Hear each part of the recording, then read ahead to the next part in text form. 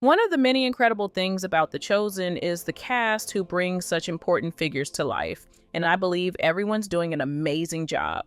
Here's a fun fact: the cast of The Chosen includes people from all kinds of faith backgrounds, not just Christians. And honestly, I love how inclusive that is. As long as there's mutual respect, it's a beautiful thing. Don't you agree? So let's take a look at their faith, starting with one and only Jonathan Roomie. Yeah. If you were to have a cup of coffee with Jesus, Yeah. what's that one question you would ask? How did I do? Wow. Did I get it close? All right, we all know Jonathan is Catholic, but did you know he was actually baptized Greek Orthodox? Today, he identifies as a born-again Catholic and says he thanks God every single day for everything he's been given. In his words, "I take nothing for granted and am grateful to be here." Whenever he arrives in a new place, he immediately looks for the nearest Catholic church. He says he surrenders daily and prays throughout the day. Still, portraying Jesus can feel daunting because sometimes he struggles to feel worthy of the role. Then we have Mary, mother of Jesus, played by one and only Vanessa Benavente. She kind of looked at Mary as now her mother, and just telling you this gives me goosebumps. But Okay, so this might come as a surprise, but Vanessa is not Christian at all. I'm not sure if she's agnostic or atheist or belongs to any other religious group, but when she was asked how she manages to portray the mother of Jesus as not a Christian believer, she didn't deny it. Instead, she talked about Mary's character, saying she always wondered how Mary must have felt as she had to learn to be a mother while fulfilling such an important mission. Vanessa says her strengths in her character, her devotion, and her faith inspire me. What about other cast members though, like the actor who plays Simon Peter, Shahar Isaac? Opened my eyes and I realized that it's not just about me, and maybe it's my time to look at the others. He was born and raised in Israel and is an Israeli Yemenite Jew.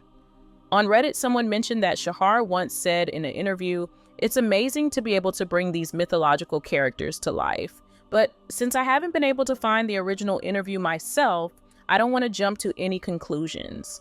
Now, let's look at his bestie and his brother on the show, Noah James. I am Jewish. I grew up Jewish, and I came into the show sort of from the outside. I didn't know what to expect, and I was a little bit hesitant at first because I didn't know if I'd be treated differently. Even though he was hesitant at first, he says that everyone embraced him quickly.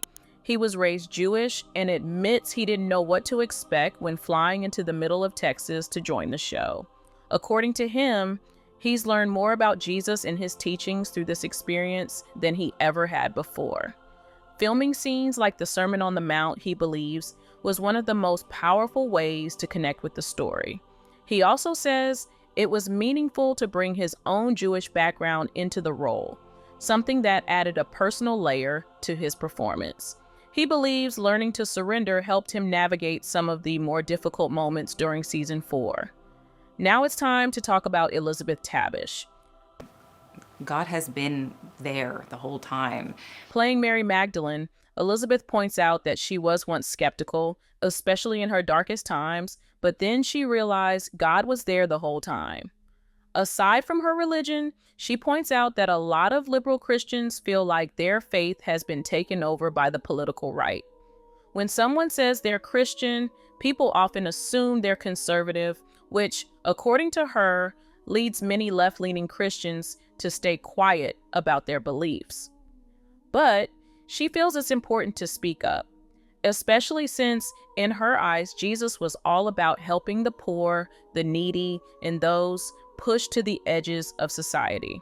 She also mentions that by the time season 3 rolled around, the team started to realize just how many people from different cultures were connecting with the show.